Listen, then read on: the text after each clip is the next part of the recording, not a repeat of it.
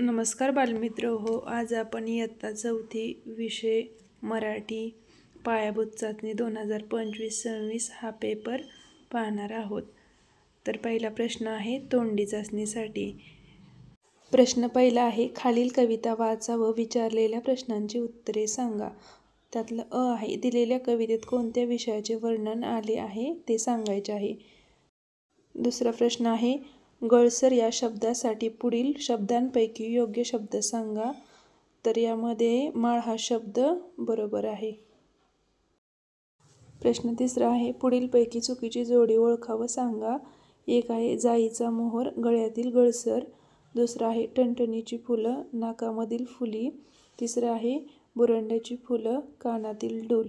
तर या प्रश्नाचं बरोबर जोडी आहे बुरंडाची फुलं कानातील डूल. पुढचा प्रश्न आहे, तुझ्या आवडत्या फुलाचे नाव सांग. मग तू गुलाब सांगू शकतो, जाई सांगू शकतो, जुई सांगू शकता. तुम्हाला जे हवं ते तुम्ही नाव सांगू शकता. केसात माळल्या जाणाऱ्या कवितेतील फुलाचे नाव सांगा. बुरंडाची फुलं केसात माळलेल्या फुलाचे नाव आहे. पुढचा प्रश्न आहे, खालील चित्राच्या आधारे गोष्ट सांगा. हे तुम्ही व्यवस्थित चित्र पहा आणि यावरती गोष्ट सांगा. पुढचा प्रश्न लेखी चाचणीसाठी आहे, खालील दिलेला प्रसंग वाचा व प्रसंगाच्या आधारे उत्तरे लिहा. तर काही प्रश्नांची उत्तरं आपल्याला ह्या उतार्यावरून लिहायची आहेत. त्यातला पहिला प्रश्न आहे, स्पर्धा कोठे होणार होत्या ते लिही. तर स्पर्धा केंद्र शाळेत होणार होत्या. आणि दुसरा प्रश्न आहे, कोण म्हणाले ते लिही. अरे माझा डबाच घरी विसरलाय, आता मी काय खाणार. तर असं कोण म्हणालं होतं. तर असं अभिजित म्हणाला होता. पुढचा प्रश्न आहे, पुढीलपैकी बरोबर जोडीला अशी खूण करा. मयूर गुळाची पोळी हे बरोबर आहे. पुढचा प्रश्न आहे, तुझ्या शाळेत होणाऱ्या कोणत्याही 2 स्पर्धांची नावे लिही. मग चित्रकला स्पर्धा, निबंध लेखन स्पर्धा असे तुम्ही लिहू शकता. पुढचा प्रश्न आहे, चित्रातील प्रसंगाचे निरीक्षण कर. खालील कंसात दिलेले शब्द वापरून कविता पूर्ण कर. गे वीज चमकते चमचमचम, ढग वाजतात धडाडधूम, वारा वाहतो सोसो, पाऊस पडतो धो धो. पुढचा प्रश्न आहे 5वा, खालील उतारा वाचा व उतार्याच्या आधारे त्या खालील प्रश्नांची उत्तरे लिहा. हा प्रश्न आहे 5 मार्कांसाठी.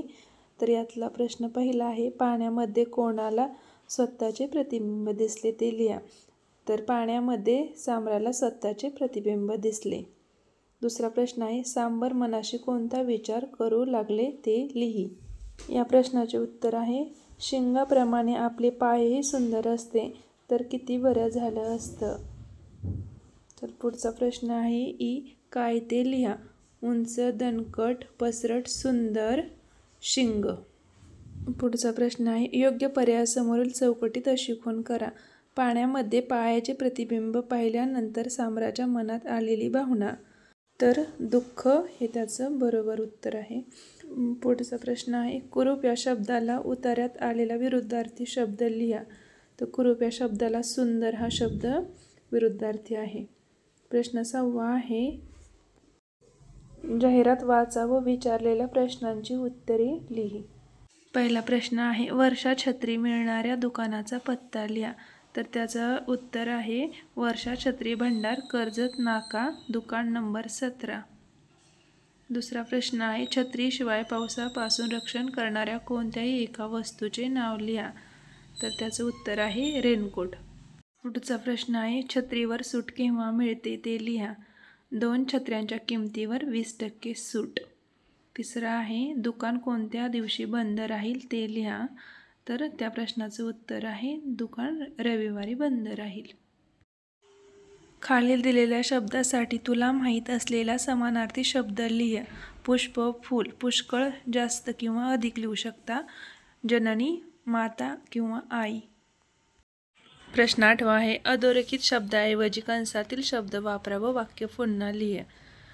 पहिला आहे, तो धावत मैदानावर गेला आणि कंसात आहे सुनील. मग तो या शब्दाच्या ऐवजी सुनील धावत मैदानावर गेला. आणि दुसरा आहे, खारुताई पटकन झाडावर चढली. म्हणजे तिथं लावायचं आहे ती. म्हणजे मग खारुताईच्या जागेवर लावायचं ती पटकन झाडावर चढली. पुढचा प्रश्न आहे 9वा, सूचना फलक वाचा व विचारलेल्या प्रश्नांची उत्तरे लिही. त्यातला पहिला आहे योग्य पर्यायाला गोल कर. वरील सूचना कोणासाठी आहे? तर वरील सूचना विद्यार्थ्यांसाठी आहे. दुसरा प्रश्न आहे सूचना कोणी दिली आहे ते लिहा. तर सूचना मुख्याध्यापकांनी दिली आहे. प्रश्न आहे तिसरा, भाषण करणाऱ्या विद्यार्थ्यांना आपली नावे वर्ग शिक्षकांकडे कोणत्या तारखेपर्यंत द्यावीत ते लिहा.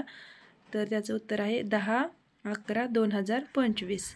पुढचा प्रश्न आहे बालदिनानिमित्त तुझ्या शाळेत कोणते खेळ घ्यावे असे तुला वाटते याची यादी कर व लिहा.